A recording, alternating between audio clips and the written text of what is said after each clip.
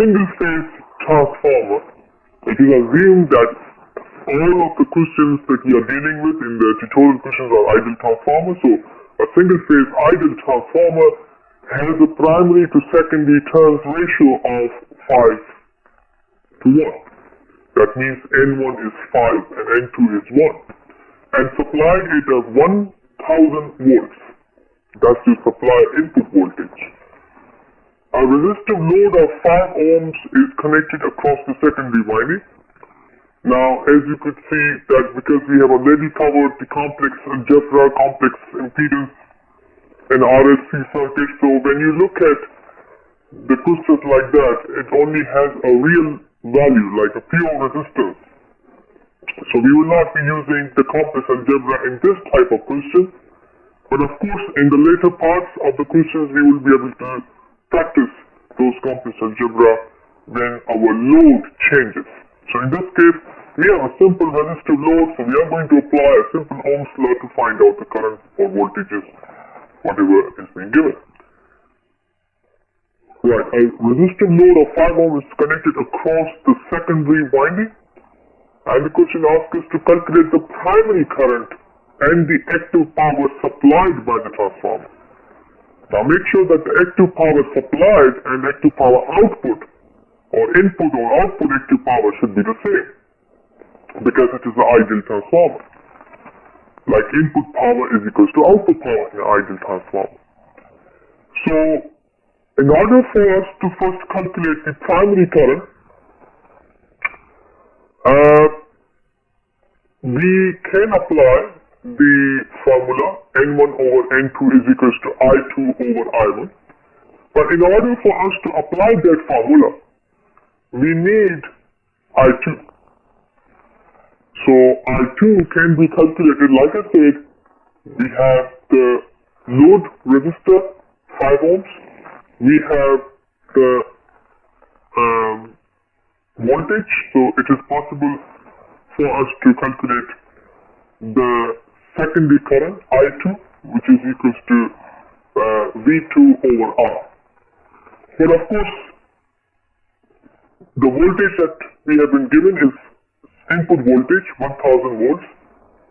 So we have to calculate the output voltage by using the simple formula V1 over V2 is equals to N1 over N2. So the first thing we will do is with this method. In this method, we are applying the formula to calculate first the secondary terminal voltage, because we know the number of primary and secondary turns ratio. So we first calculate the secondary terminal voltage, and we do not mention any angles because the question is general and does not provide any complex, because otherwise the angles would be zero. So first is to calculate the V2, which is 200 volts, and then now it is possible for us to apply the Ohm's law, which is V2 is equals to I2R.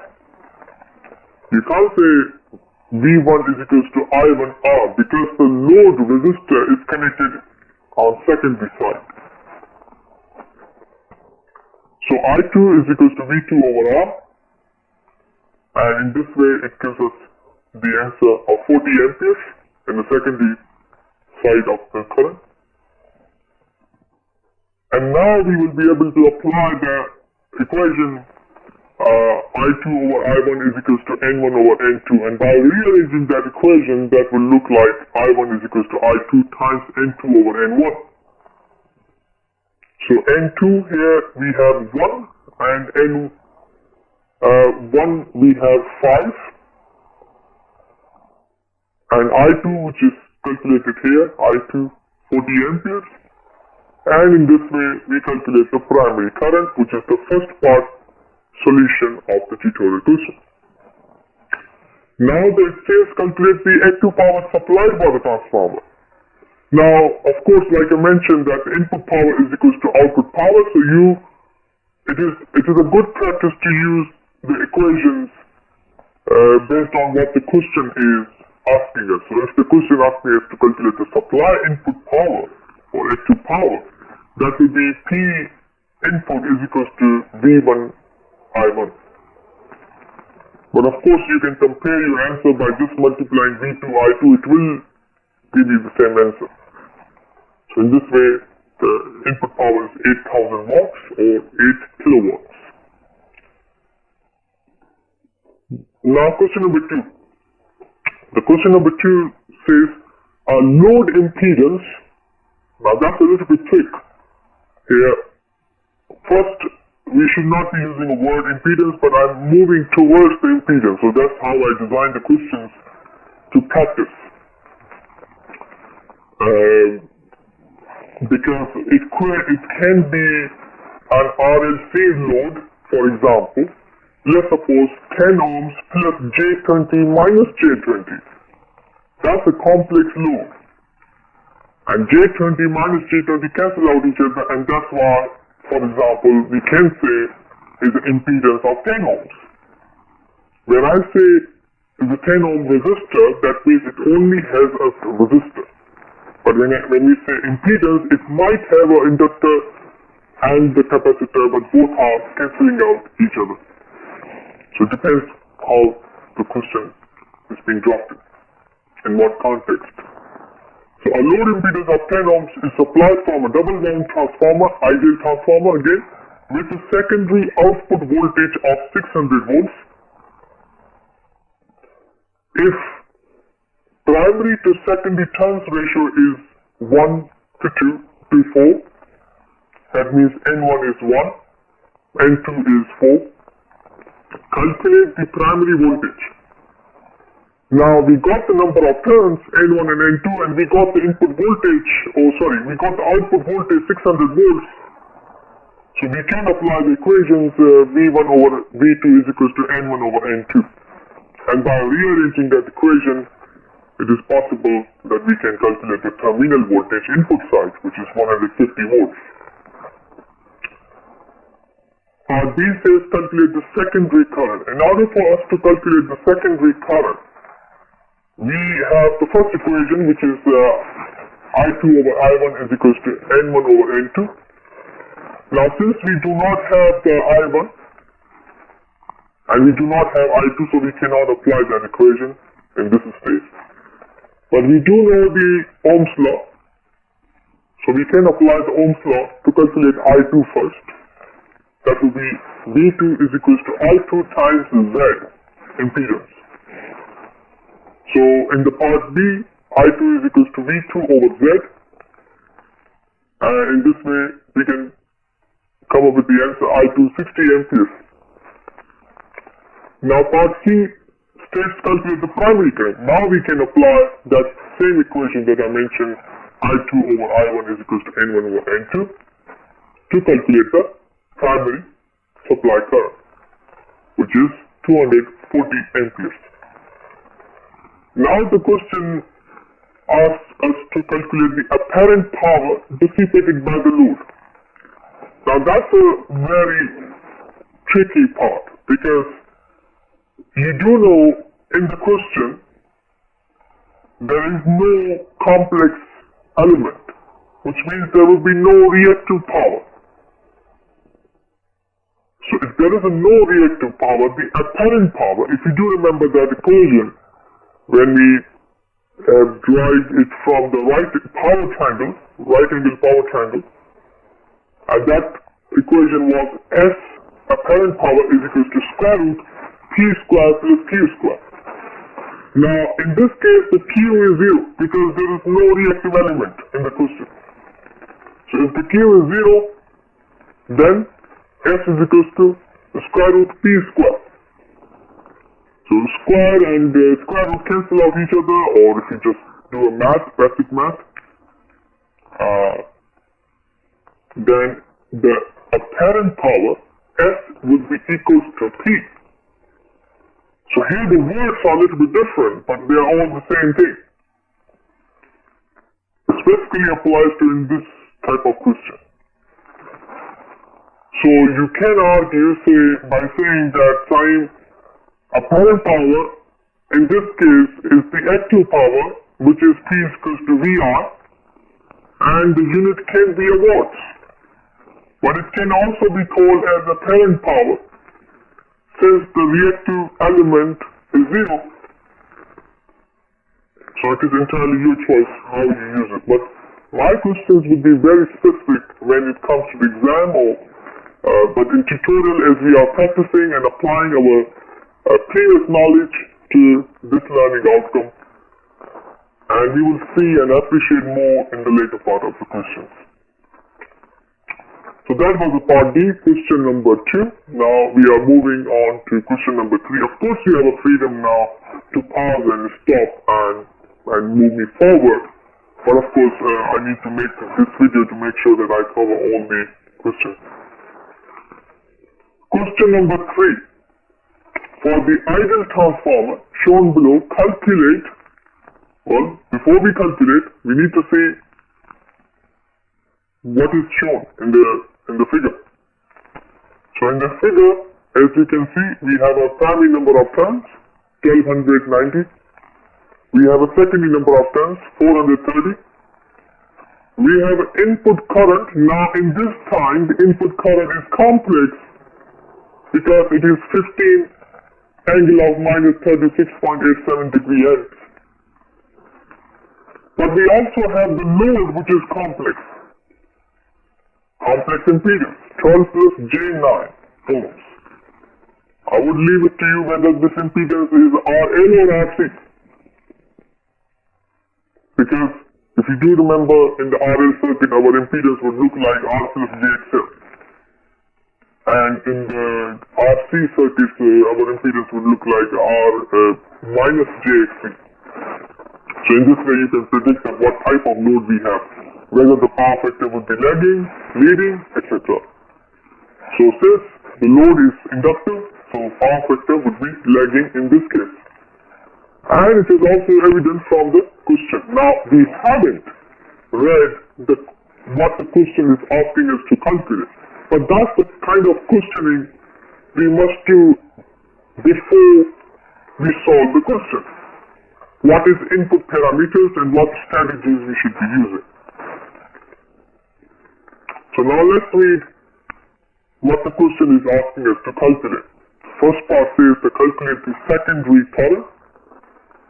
Now in order to calculate the secondary current, we need to have a primary current. So from the figure, it's given primary current. We have a number of primary and secondary currents, so we can straight away apply the equation I2 over I1 is equals to N1 over N2. But in this time, our numbers are complex. So please be careful when you multiply the magnitudes, when you divide the magnitudes, but keeping the angle as it is, because sometimes you don't need to subtract the angle. So let's look at the solution. So I2 over I1 is equal to N1 over N2. Well, by rearranging that equation, it can be said N1 over N2 times I1. Now, of course, N1 and N2 are the numbers, are the real numbers. So the real numbers are like magnitudes, needs to be multiplied with magnitude. So in this case, we multiply the turns ratio with the magnitude, which is 15 ampere. If you can see here, 15 ampere, and the angle remains the same, minus 36.87 degrees.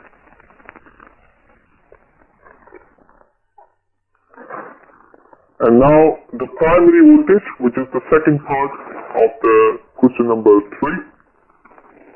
To calculate the primary voltage, again we will be applying the same equation, V1 over V2 is equals to N1 over N2. But in order for us to apply that equation, we must need to know the secondary terminal voltage, which is V2 is equals to I2Z.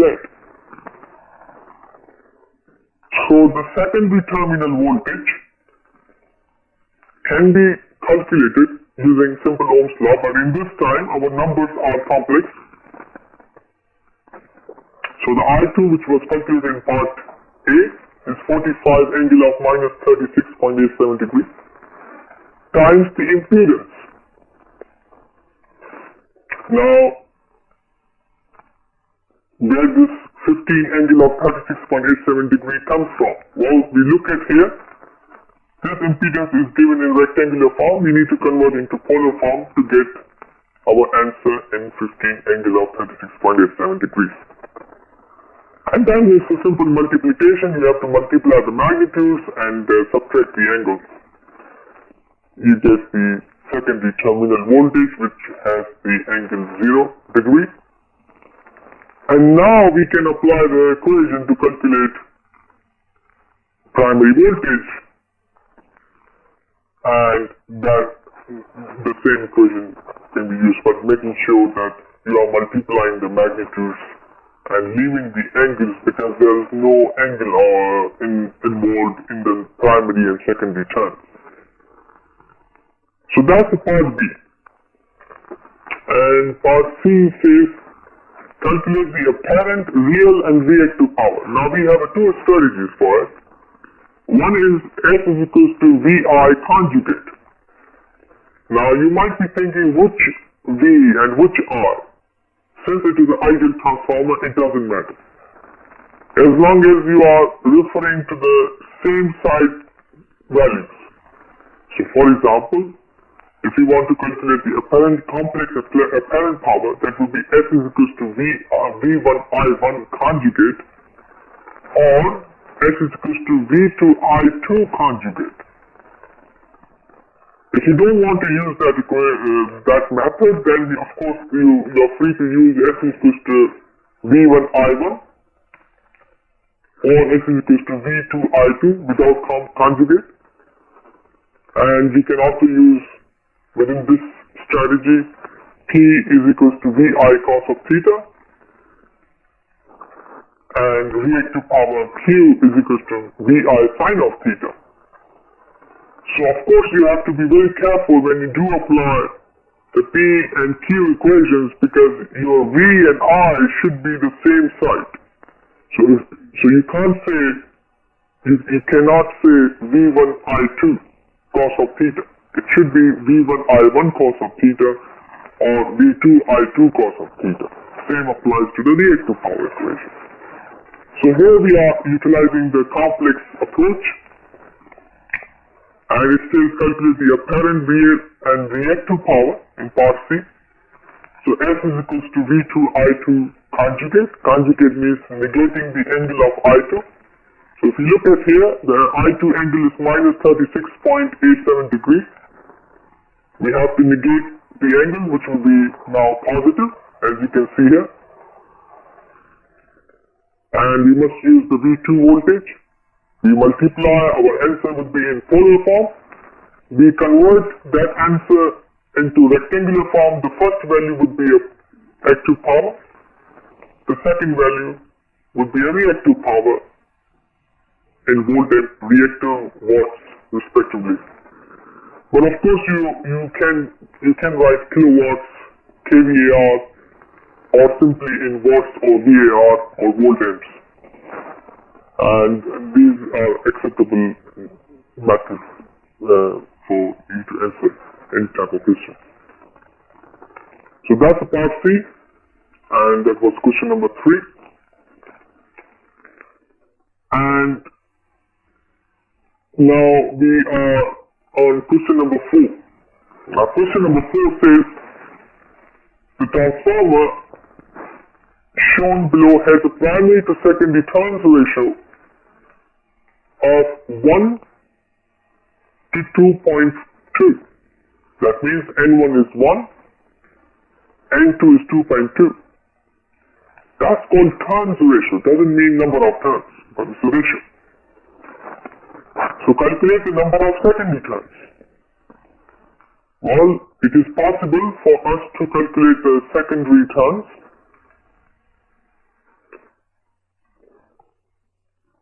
by knowing certain, for example, either primary turns or secondary turns. So in this case, we have to calculate the number of secondary turns, so we must know the primary turns in order to calculate the number of secondary turns. So in the question number 4, when we look at the circuit diagram says the primary voltage is 254 volts and primary number of turns is 1250 turns. And in the question, the ratio is already been given 1 to 2.2. And this is a little bit challenging question because our load is not given as impedance. We have to extract that impedance from this information, which is 25 kVA at 0.8 lagging power factor, which means the load is RL circuit and it has apparent power consumed by the load 25 kVA with a power factor of 0.8.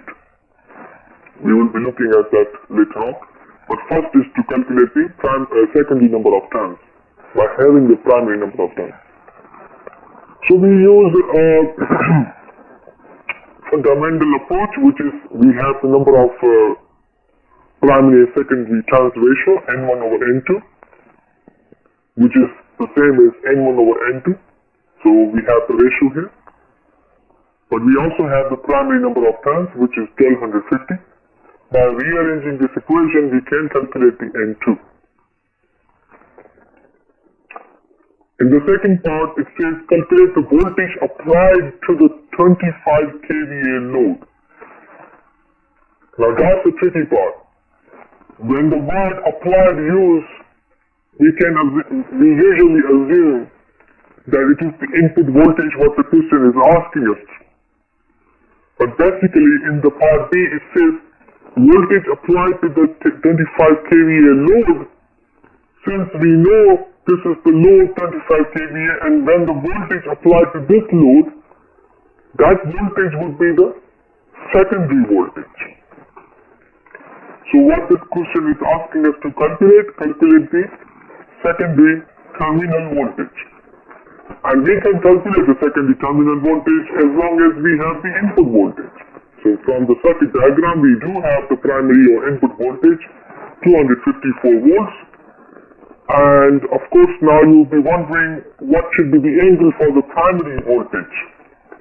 Now you do remember that we assume it has a reference point, which means the angle would be 0 degrees.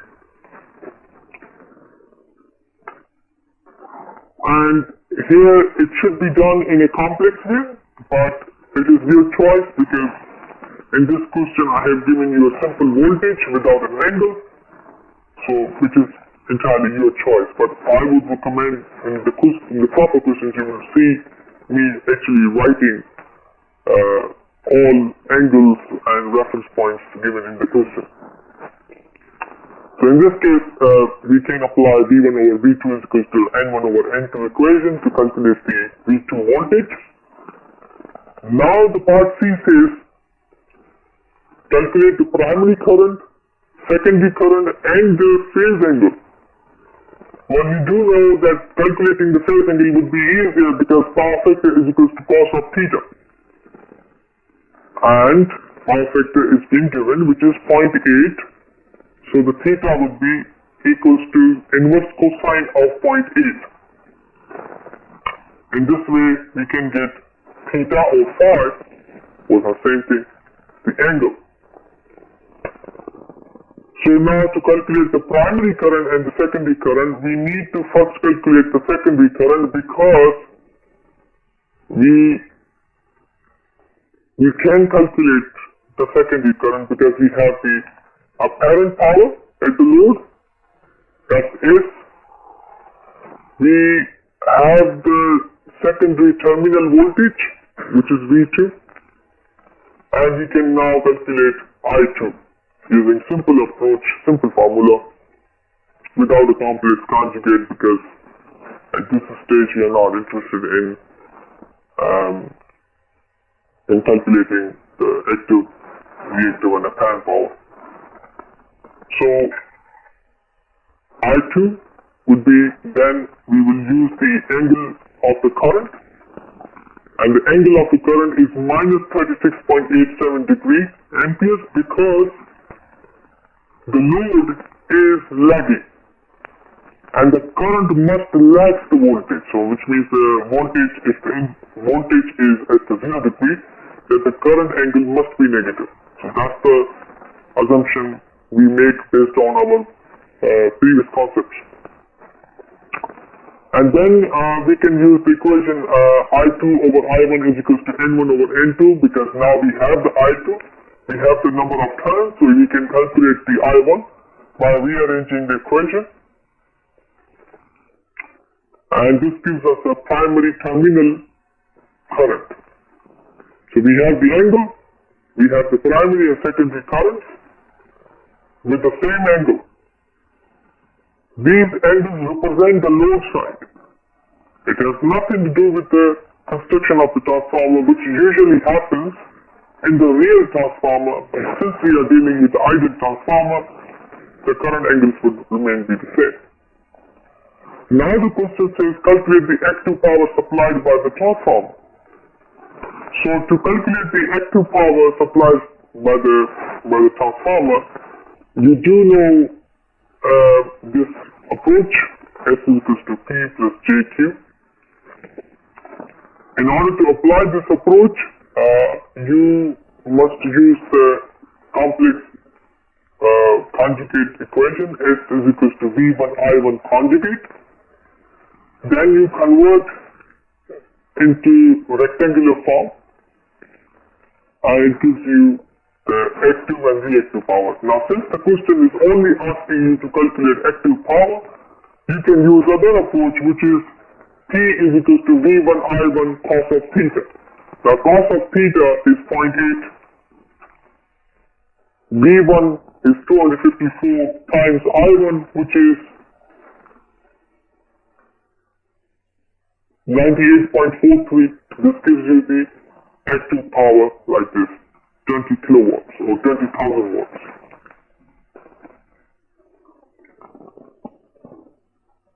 Now, question number 5, which is the last question of the TQ4. This question says a 3.36 kV to 240 volt transformer. That means your primary voltage is 3.36 kilovolt and your secondary voltage is 240 volts. It is a step down transformer. Has a primary current of 4 minus J6 ampere. Now calculate the turns ratio. Now, in order for us to calculate the turns ratio, we must have the input and output of primary or secondary voltages. Since V1 over V2 is equals to N1 over N2. So we do have a V1 and we do have a V2.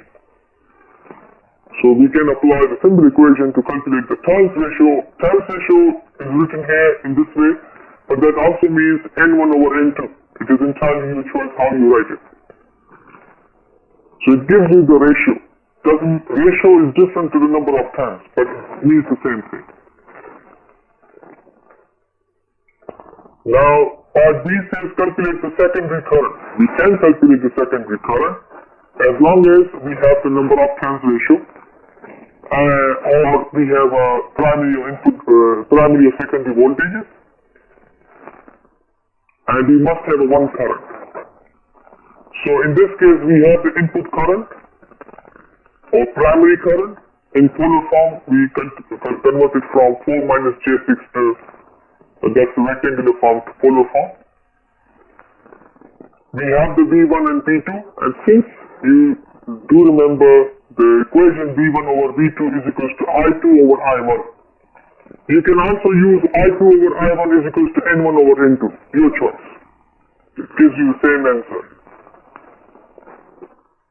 So in this way we can calculate I2. Now make sure that you are multiplying the magnitudes and you are leaving angle as it is because there is no angle involved in the voltages at the moment. But if you do mention the voltage angles, that would be 0 degree. So 3360 angle of 0 degree and 240 angle of 0 degree. Because we do assume always our input and output voltages are at the reference. And it's the current that changes the behavior. in the ideal case scenario, especially in this transformer. And the part C says calculate the impedance, resistance and reactance of the load. Well, to calculate the impedance, now that's a trick part because impedance or the load is connected to the secondary side. So you can apply the Ohm's law, which is V2 is equals to I2 times Z. Since you have the V2 and you have the I2, you can calculate the impedance. Now, of course, you will be assuming, like I said, that V2 angle is 0 degree. Similarly, the V1 angle is 0 degree as well. But I2 angle is minus 56.31 degree. And it is 100.94 as a magnitude, which is being calculated in part B. By dividing it and converting it into rectangular form, this is your resistance and this is your reactance. I think there is no capacitive reactance involved at the moment, but it is assumed that it is inductive reactance. Why? Because the current angle is negative and voltage is assumed at 0 degree. So current lags the voltage by an angle of 56.31 degree because of the load. And when that lagging occurs, it only occurs to a RL circuit or equivalent RL circuit.